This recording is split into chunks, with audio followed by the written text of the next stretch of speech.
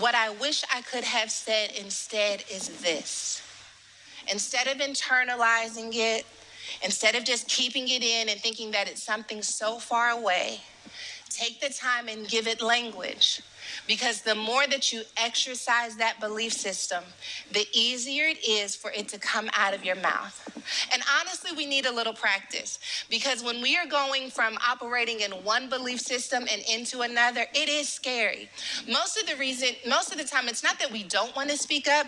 It's just that if I say it the way that it is in my head, I'm going to go off on you, and then you're going to think I'm crazy, because I'm going to tell you I think you're lazy, I think you're raggedy, I think you're X, Y, and Z, and I don't want to be that kind of person, so I say nothing at all.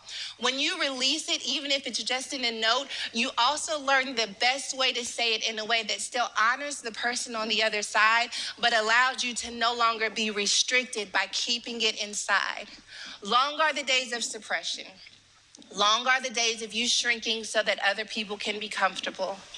You have to water the belief of who you know you can be. You know why?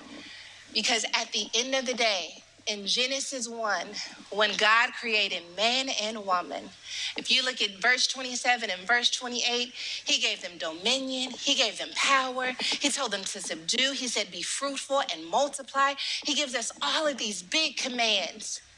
So you gotta be big. You can't continue to be small. Maybe you're like me and shame has restricted you for far too long. Maybe trauma, maybe grief has made you feel like you'll never be as good as them, whoever they are.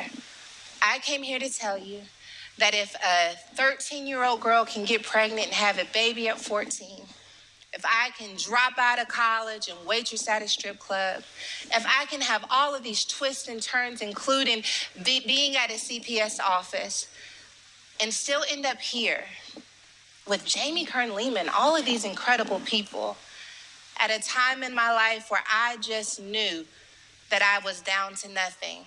God says that if you will be loyal to your mess, sit in it, I will show you that that is the very thing I'm going to use to bless anyone who encounters you.